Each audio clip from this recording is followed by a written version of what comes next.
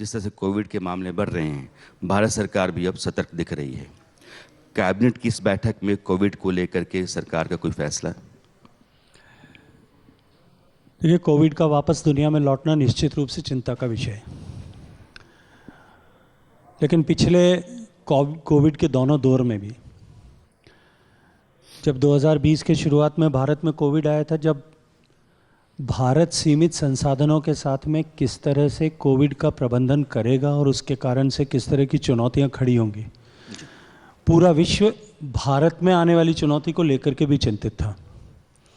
लेकिन 2020 और 21 दोनों के दौर में जिस तरह से माननीय प्रधानमंत्री जी के नेतृत्व में देश की सरकार, राज्यों की सरकारों ने और आम आदमी ने मिलकर के कोविड के से मुकाबला करने में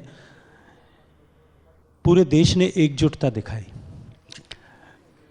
2021 का दौर गुजर जाने के बाद में पूरी दुनिया भारत के मॉडल की प्रशंसा कर रही थी।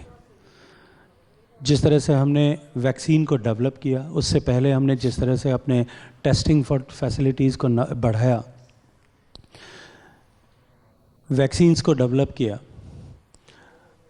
वैक्सीन्स को लगाने का जिस तरह से भारत ने पूरी दुनिया को चौंकाते हुए 220 करोड़ से ज़्यादा डोजेज़ वैक्सीन का लगाया, उसका प्रभाव अब सामने दिखाई देता है। अब जब एक बार फिर तीसरे दौर की आहट एक नए वेरिएंट के साथ में चाइना से और दुनिया के दूसरे अन्य देशों से सुनाई दे रही है, सरकार ने एक बार फिर, माननीय प्रधानमंत्री जी ने जिस तरह से प्रोएक्टिव रोल पहले लिया था, ठीक उसी तरह से एक बार फिर प्रोएक्टिवली काम करना शुरू किया है। एडवाइजरीज जारी की गई हैं। आज चिकित्सा मंत्री माननीय मनसुख मांडविया जी ने देश भर के मंत्रियों के साथ में इस विषय को लेकर एक विस्तृत बैठक की है और आने वाले परिस्थितियों के लिए हम एक बार फिर किस तरह से अपने तंत्र को सुचारू करें, सामान्य मानवी से लेकर के सरकार, राज्य सरकार और केंद्र सरकार, सबको अपने अपने रोल्स किस तरह से करने, इस पर विस्तार से चर्चा हुई है। विदेश से आने वाले मेहमानों, भारतीय नागरिकों के लिए भी कुछ प्रोटोकॉल्स डिसाइड किए गए हैं। मुझे लगता है कि बहुत पैनिक करने की आवश्यकता नहीं है, लेकिन सावधानी निश्चित रूप से रखनी चाहिए। जी, दिन में चूँकि स्वास्थ्य मंत्री मंडाविया साहब भी थे, तो 2-3 बातें यही कह रहे थे कि लोगों को चिंता करने की कोई ज़रूरत नहीं है, सावधानी बरतना है और बूस्टर डोज अगर हो सके तो आप लगा लें। नेज़ल वैक्सीन है, अगर उसका इस्तेमाल कर सके तो अच्छा है। आपके पास एक बड़ा मंत्रालय है, जल शक्ति मंत्रालय कहते हैं। भारत जैसे बड़े देश में, जहाँ दुनिया की 17.5% आबादी यहाँ रहती है, 4% के आसपास जल संसाधन हमारे पास है, पानी का संकट बड़ा संकट है। और ऐसे में नमामि गंगे एक आपकी बड़ी परियोजना है। यूनाइटेड नेशंस ने दुनिया की 10 बड़ी परियोजनाओं में से एक इसको भी माना है। इसके लिए आपको साधुवाद। जो घर घर जल ले जाने का मामला है, हर घर जल, 2024 तक आप चाहते हैं कि गांव के हर घर में पहुंच जाए, संभव है? मैं आपके प्रश्न का उत्तर दूं उससे पहले आपके प्रश्न पर एक टिप्पणी करना चाहता हूं। सामान्यतः, क्योंकि संसद का सत्र आज ही समाप्त हुआ है, सामान्यतः जब संसद के सत्र के समय सांसद अपने प्रश्न पूछते हैं, सांसद के पास एक प्रश्न जो पूछने का अधिकार होता है, लॉटरी से उसका प्रश्न सेलेक्ट होता है। कई बार मैं देखता हूँ कि प्रश्न में वो प्रश्न का मूल प्रश्न, फिर उसका ए वर्टिकल, बी वर्टिकल, सी वर्टिकल और डी वर्टिकल, उन सबको देखूँ तो मेरे पूरे जल शक्ति मंत्रालय और भारत सरकार की सारी योजनाओं की चर्चा मैं उसमें कर सकता हूँ। मुझे लगता है आपका प्रश्न भी उतना ही विस्तृत है। आप उस लेकिन फिर भी टुकड़ों में दीजिए जवाब उसका। जी, जल का संकट निश्चित रूप से बड़ा है। दुनिया के सामने चुनौती है, हमारे सामने भी चुनौती है।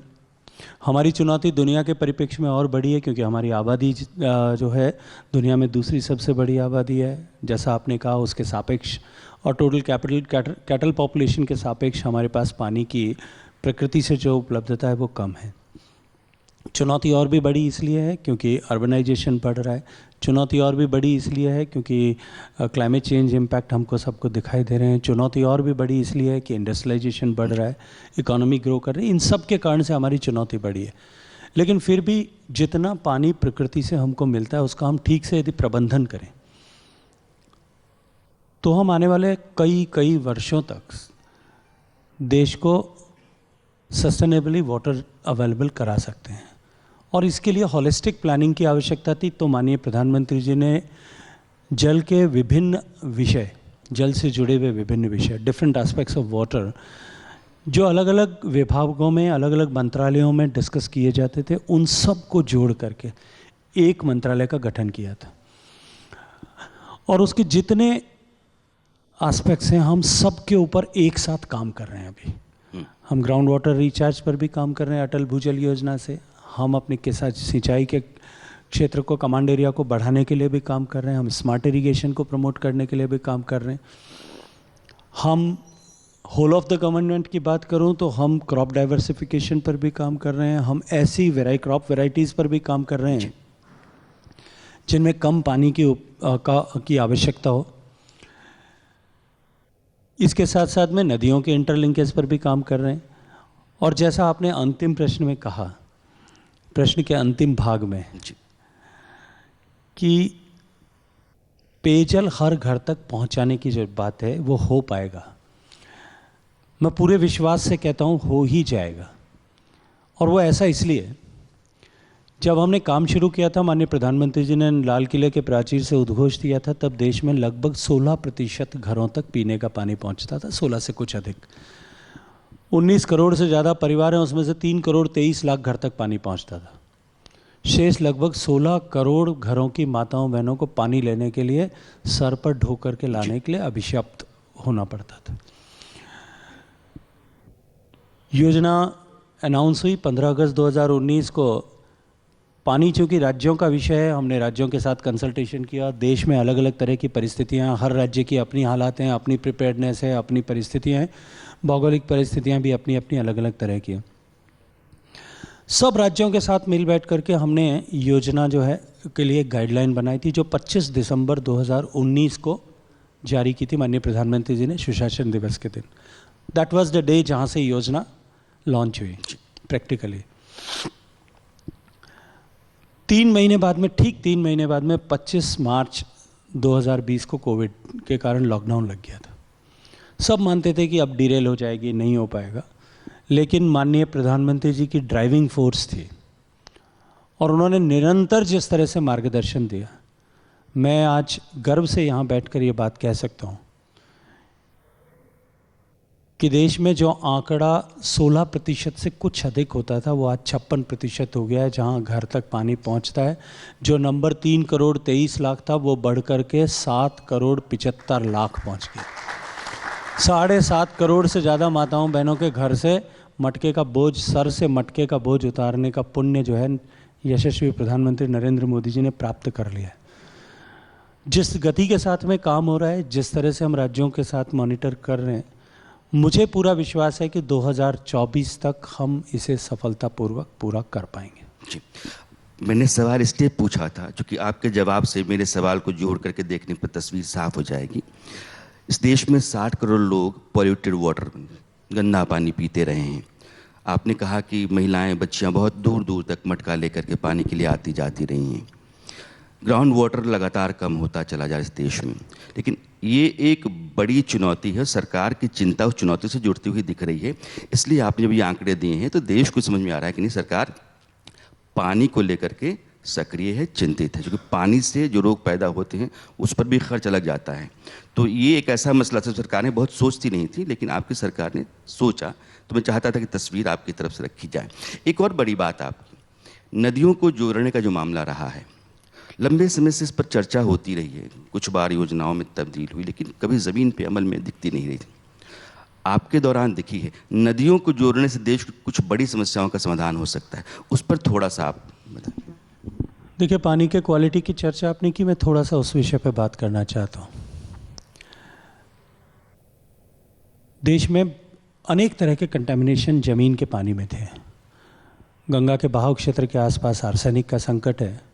बहुत बड़े भूभाग में देश के फ्लोराइड का प्रदूषण जो है पानी में है। इसके अतिरिक्त भी अनेक तरह के प्रदूषण, कहीं हैवी मेटल्स हैं, अनेक तरह की चुनौतियां हैं। माननीय प्रधानमंत्री जी के नेतृत्व में हमने एक नई परिकल्पना दी। देश में पीने के पानी की गुणवत्ता का मानक जो है उसके अनुरूप ही पानी डिस्ट्रीब्यूट किया जाए। लेकिन टेस्ट की कोई फैसिलिटी नहीं थी। हमने कोविड के समय जिस तरह से लेबोरेटरीज़ का एक्रेडिटेशन हुआ, NABL एक्रेडिटेड लेबोरेटरीज़ बनी, हमने वहाँ से सीखा और हमने 2000 लेबोरेटरीज़ देश के हर ज़िले और ब्लॉक्स में स्थापित की। एक्रेडिटेड लेबोरेटरीज़ लगभग पूरी हो चुकी हैं, जहाँ पिछले 1 साल में 48 लाख सैंपल्स टेस्ट हुए हैं। उसका हमने प्राइसिंग भी तय कर दिया कि इससे ज़्यादा पैसा चार्ज नहीं किया जा सकता। उसके लिए हमने राज्यों की सरकारों को सहयोग दिया। उसके अतिरिक्त ये जानते हुए कि गांव की महिला कभी कस्बे में या शहर में आकर के या जिला कार्यालय पर आकर के और टेस्ट नहीं करा पाएगी, न समझ पाएगी,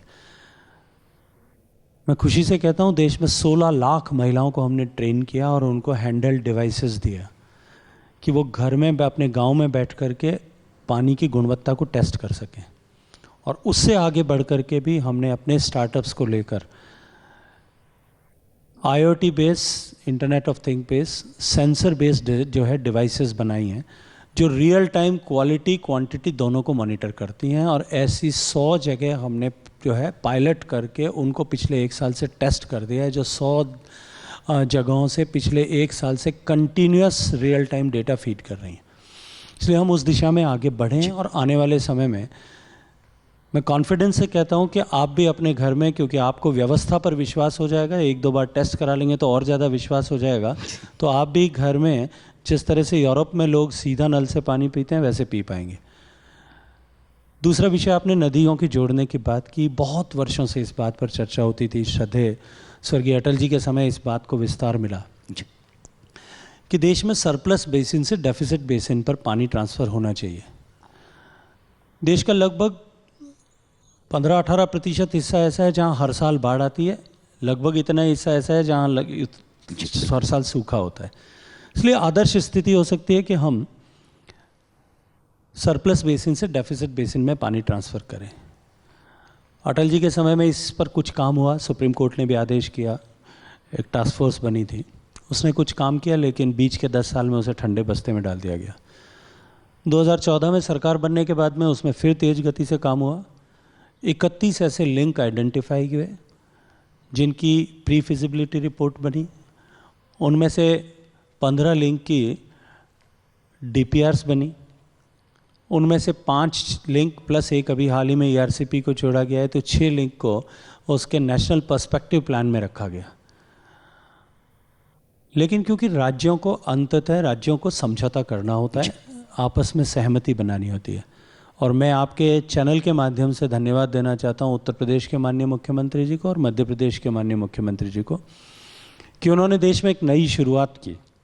वो केवल एक नदी जोड़ने का प्रकल्प नहीं था, नए युग की शुरुआत थी कि उन्होंने भारत सरकार से माननीय प्रधानमंत्री जी की उपस्थिति में समझौता पत्र पर हस्ताक्षर किया और केन और बेतवा नदियों को जोड़ने के प्रकल्प पर हम आगे बढ़े।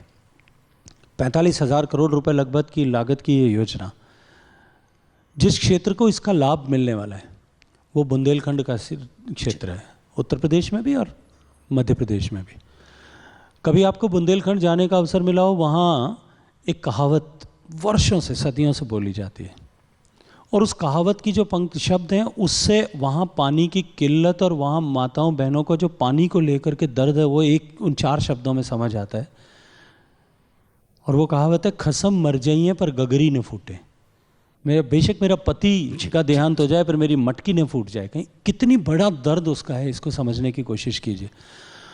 उस बुंदेलखंड के, दोनों राज्यों के बुंदेलखंड क्षेत्र की 60 लाख पॉपुलेशन को पीने के पानी की गारंटी, 2 लाख हेक्टेयर से ज़्यादा ज़मीन पर सिंचाई की गारंटी, ये इस एक प्रकल्प के माध्यम से मिलने वाली है। देश में इससे प्रेरणा लेकर के ये जो नया वायुमंडल बना है, इससे प्रेरणा लेकर के अन्य राज्यों के बीच में भी सहमति बनने के आसार बने हैं। और मैं विश्वास से कहता हूँ कि अगर राज्य इसमें थोड़ा प्रोएक्टिवली काम करें तो ये देश को एक स्थायी समाधान जो है वो दे सकता है। मध्य प्रदेश और उत्तर प्रदेश की सरकारों ने मिलकर के जो शुरुआत की है, आप कह रहे हैं कि वो मील का पत्थर साबित होगा। इन दोनों राज्यों के पड़ोस में आपका राज्य आता है राजस्थान, और इस साल, अगले साल, नए साल में 11 राज्यों में चुनाव हैं। राजस्थान में भी है। राजस्थान के चुनाव में जाने से पहले बीजेपी की अपनी क्या तैयारी जी? मुझे लगता है कि तैयारी का उद्घाटन मुझे चैनल से तो नहीं करना चाहिए, लेकिन फिर भी इसलिए कि जनाक्रोश यात्रा आपकी चल रही है तो लेकिन फिर भी देखिए, मैं एक बात आपको बहुत जिम्मेदारी से कहता हूँ, भारतीय जनता पार्टी सिर्फ चुनाव के समय काम करे ऐसी पॉलिटिकल पार्टी नहीं है। मैं दूसरी पार्टियों के बारे में टिप्पणी नहीं करना चाहता, लेकिन अपने दल में भारतीय जनता पार्टी निरंतर भारतीय जनता पार्टी का कार्यकर्ता समाज में सक्रिय रहता है, और उसको सक्रिय बनाए रखने के लिए भारतीय जनता पार्टी की जो कार्य परंपरा है उसमें कार्यक्रम एक बहुत मुख्य हिस्सा है। कार्यकर्ता कार्यालय कोष कार्यक्रम ये निरंतर चलने वाला काम है। जी। तो लगातार ही चुनाव हो न हो, भारतीय जनता पार्टी का कार्यकर्ता संगठन की गतिविधियां सामाजिक सरोकार के विषयों के साथ में अपना जुड़ाव रख करके उस विषयों पर यथा योग्य कदम उठाना ये निरंतर करता है। राजस्थान में जिस तरह की सरकार अभी चल रही है और राजस्थान का हर एक तबका उसको लेकर के जिस तरह से परेशान है, जी। किसान अपने आप को ठगा हुआ महसूस करते हैं, युवा अपने आप को ठगा हुआ महसूस करते हैं, माताओं बहनें ऐसा मानती है कि हमारे साथ धोखा हुआ है। लॉ एंड ऑर्डर की सिचुएशन जिस तरह से वहाँ कोलैप्स हो गई है, सरकार की कोई भी योजना, वहाँ राज्य सरकार की योजनाओं की और बजट की घोषणाओं की बात कर रहा हूँ, कोई बड़ी घोषणा धरातल पर सशक्त तरीके से उतरी हुई दिखाई नहीं देती। आनन फानन में जो योजनाएं चालू की गई थी उन योजनाओं के बारे में भी रोज अखबारों में, समाचार पत्रों में, टीवी में, न्यूज़ में जिस तरह के समाचार आते हैं, जनता उसको लेकर के आक्रोशित है। और अभी भारतीय जनता पार्टी ने 200 के 200 विधानसभा में, देखिए सामान्य विषय है कि किसी जनप्रतिनिधि के सम्मुख के लिए, किसी चुनी हुई सरकार के लिए या किसी चुने हुए बॉडी के अगेंस्ट में एक छोटा मोटा गुस्सा लोगों का हो सकता है, नाराजगी हो सकती है किसी व्यक्तिगत काम होने न होने, किसी अपेक्षा के पूरा होने न होने को लेकर। लेकिन समाज में एक सामूहिक आक्रोश जिस तरह से है, उस आक्रोश को कंसोलिडेट करने के लिए 200 के 200 विधानसभा में भारतीय जनता पार्टी ने जन आक्रोश यात्रा का आगाज किया। लेकिन आप और इस 10 दिन की यात्रा में जिस तरह से एक मोमेंटम बना है, और इस मोमेंटम ने जिस तरह से जो राजस्थान में हलचल पैदा की है, मैं आपको विश्वास के साथ में एक बात कहता हूं कि ये जन आक्रोश यात्रा की संकलित ऊर्जा ये आने वाले चुनाव में कांग्रेस की इस वर्तमान सरकार को एक ज्वालामुखी की तरह धमाके के साथ उड़ा लेकिन आपकी विरोधी पार्टी कांग्रेस कहती है कि राहुल जी की यात्रा जब राजस्थान से निकल रही थी और जन सैलाब उमड़ा, वो बीजेपी के लिए एक तरीके से आईना है कि देखिए और इस बार भी हमारी सरकार आएगी। ये मैं कांग्रेस के हवाले से बात रख रहा हूँ। मुझे लगता है कि ये तो समय तय करेगा। इस तरह के दावे 2013 में भी कांग्रेस पार्टी कर रही थी, यही मुख्यमंत्री थे कि हमारी सरकार जो है इसी ताकत के साथ में वापस बनने वाली है, और 2003 में भी कर रहे थे। 3 में 54 सीट आई थी, 13 में 21 सीट आई थी, और अब की बार कितनी सीटें आएंगी इसकी भविष्यवाणी मैं नहीं कर रहा हूँ। कांग्रेस पार्टी के ही वर्तमान सरकार के एक मुख्य मंत्री और अनेक पार्टी के एमएलएस वो बढ़ चढ़ करके दावे कर रहे हैं। कोई कह रहा है कि इनोवा में बैठ कर जाने जितने बचेंगे, कोई कह रहा है कि फॉर्च्यूनर में बैठ करके जाने बचेंगे जितने बचेंगे, लेकिन धरातल की हकीकत अगर उठा के देखेंगे तो ऑटो रिक्शा में बैठ करके जाने जितने बचेंगे शायद। कांग्रेस के हवाले से क्योंकि आपने कहा कि जनता फैसला करती है, जनादेश का मामला होता है, राजस्थान में पासा पलटता रहता है हर 5 साल के बाद। कांग्रेस का एक सवाल मैं फिर से रखता हूँ। पार्टी कह रही है कि जनाक्रोश यात्रा रोक करके फिर शुरू कर दी गई, कोविड नहीं करेंगे, अब शुरू हो गई। राहुल गांधी की जो यात्रा है भारत जोड़ो, उसके लिए चिट्ठी भेज दी गई कि राहुल जी आप अपनी यात्रा जो है ना रोकिए क्योंकि कोविड आ गया है। तो फिर जनाक्रोश क्यों नहीं रुका? देखिए, मुझे लगता है कि कुछ मिस इंटरप्रेट किया गया है। कोविड आने वाला है, कुछ आहट हुई है, इसलिए कोविड प्रोटोकॉल का पालन किया जाए। जी। कोविड प्रोटोकॉल का पालन करने की अपेक्षा देश के 135 करोड़ लोगों से है, वो चाहे राहुल गांधी जी हों, चाहे गजेंद्र सिंह हो, चाहे मुख्यमंत्री हो और चाहे और कोई हो, सबसे अपेक्षा है। हम सब की जिम्मेदारी है। जो जितना जिम्मेदार पद पर बैठा है, जो जितना जिम्मेदार है, उसकी उतनी ही ज़्यादा जिम्मेदारी है। अगर जो है उस जिम्मेदारी का एहसास किसी को नहीं है और कराने की कोशिश की जाए, उसमें भी कहीं दोष देखते हैं, राजनीति देखते हैं, तो फिर तो शायद भगवान ही कुछ कर सकता है। अशोक गहलोत की जो हाल के 5 जो फैसले हैं, कहा यह जा रहा है कि ये फैसले जो हैं चुनाव के लिहाज से किए गए हैं और कांग्रेस को बहुत इससे फ़ायदा हो सकता है, जिसमें साल भर में 12 सिलेंडर देंगे 500 रुपये में, पुरानी पेंशन स्कीम को बहाल कर देंगे, जो कॉन्ट्रैक्ट पे लोग हैं उनको परमानेंट कर देंगे। आपको लगता है कि इससे फ़ायदा होगा उनको? देखिए, मुझे लगता है कि गहलोत साहब अब दूसरे केजरीवाल बनने की कोशिश कर रहे हैं। वो गहलोत मॉडल और राजस्थान मॉडल को छोड़ करके अब केजरीवाल मॉडल की तरफ जा रहे हैं।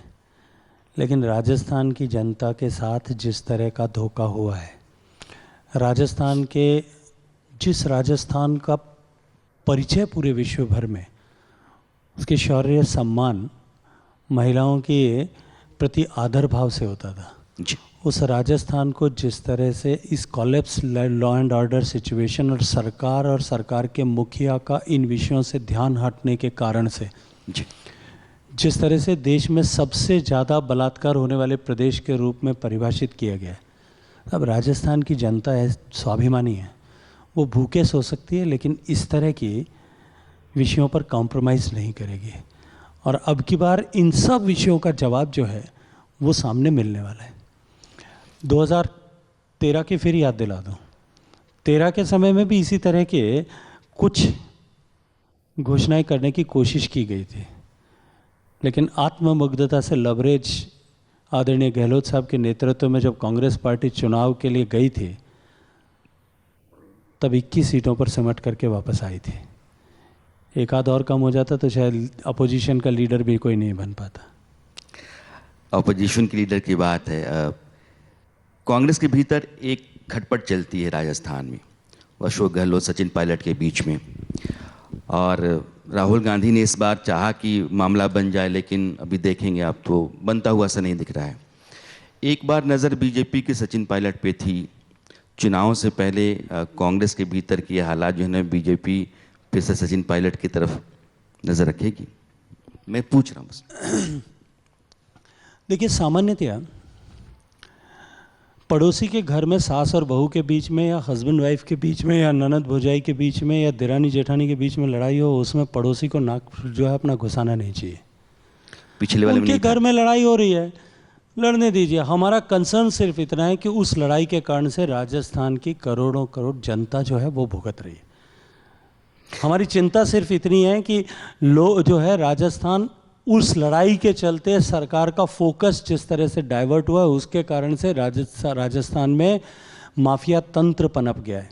बजरी माफिया, शराब माफिया, ज़मीन माफिया, जो है जिस तरह से राजस्थान में जिस तरह की घटनाएं हो रही है, वो राजस्थान में कभी नहीं होती थी। कभी पुजारी मारे जा रहे हैं, आप उठा करके देख ले कौन सा कोना ऐसा बचा है जहाँ इस तरह की घटनाएं नहीं हुई।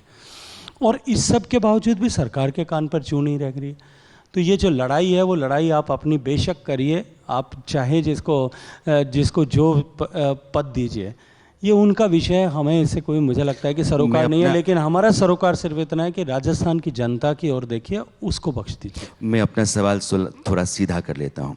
अगर सचिन पायलट बीजेपी में आना चाहें तो बीजेपी के दरवाजे खुले हैं? देखिए, मैं एक बात आपसे कहना चाहता हूँ, भारतीय जनता पार्टी जब स्थापित हुई तब से लेकर के आज देश नहीं, दुनिया की सबसे बड़ी पॉलिटिकल पार्टी बनी, सब लोग स्वीकार करते हैं, तथ्य है।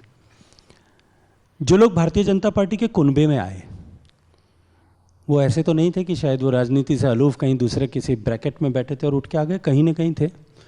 कोई भी व्यक्ति, समर्थ सशक्त व्यक्ति, अगर भारतीय जनता पार्टी में भारतीय जनता पार्टी की विचारधारा को सम्मान के साथ में स्वीकार करते हुए, भारतीय जनता पार्टी के नेता, विश्व के सबसे लोकप्रिय नेता नरेंद्र मोदी जी को अपना नेता स्वीकार करते हुए भारतीय जनता पार्टी के कमल के चिन्ह वाले ध्वज के नीचे आने को स्वीकार करता है, बाहें पसार करके स्वागत करेंगे। हमारे पास, हमारे घर में कर कोई भी आ रहा है, वो केवल सचिन पायलट नहीं, उसके अतिरिक्त भी अगर कोई आना चाहता है, हमारे यहाँ स्वागत है।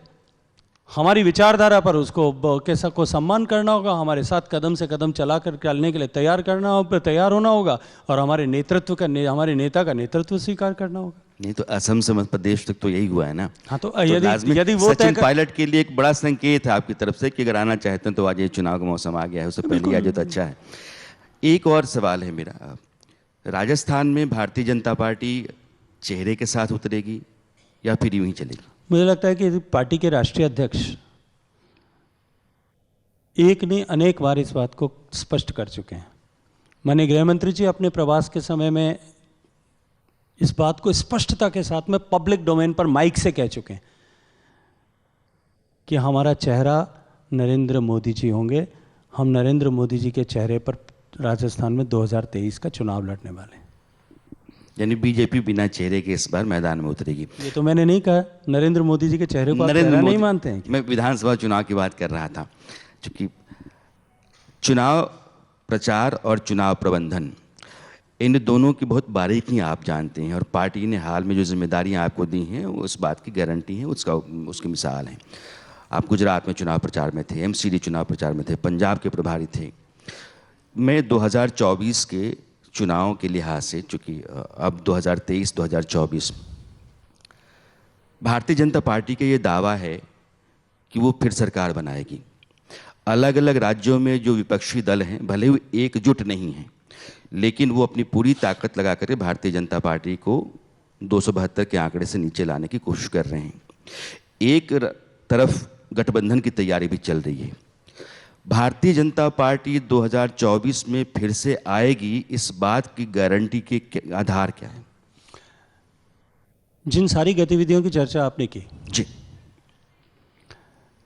कि भारतीय जनता पार्टी 2019 में सरकार में न आ सके, नरेंद्र मोदी वापस प्रधानमंत्री न बने, 2018 को स्मरण कर लीजिए, इनमें से कौन सी गतिविधि ऐसी थी जो उस समय नहीं हो रही थी? सारे विपक्षी दल एक होने का कोशिश कर रहे थे। 2018 में जिस तरह के चुनाव के परिणाम आए थे, कांग्रेस पार्टी राजस्थान, मध्य प्रदेश, छत्तीसगढ़ सभी जगह चुनाव जीत चुकी थी। सफलता के 7वें आसमान पर खड़े थे, और एक स्तर जिसकी राजनीति होनी चाहिए उससे भी नीचे जाकर के तमाम तरह के व्यक्तिगत आक्षेप लगाने की भी कोशिशें की गई। लेकिन देश की जनता ने, देश के सामान्य आदमी ने जिसके जीवन में परिवर्तन लाने के लक्ष्य के साथ में माननीय नरेंद्र मोदी जी ने विभिन्न योजनाओं को सफलता के साथ धरातल पे उतारा। पहली बार देश के गरीब ने इस बात का एहसास किया कि सरकार केवल हमें वोट की गोटी के रूप में नहीं, सरकार हमारे जीवन में परिवर्तन करने के लिए काम करती है, हमारी सरकार है। देश के 130 करोड़ लोगों ने यह माना कि देश का सम्मान बढ़ा है विश्व के पटल पर।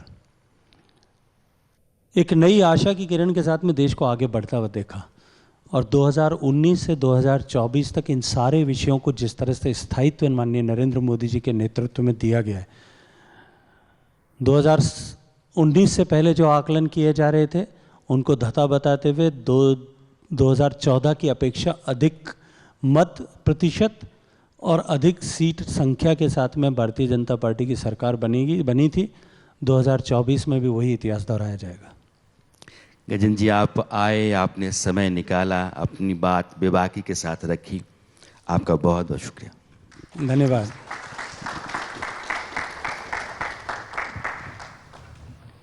For more such videos, subscribe to the NewsX YouTube channel, hit the bell icon.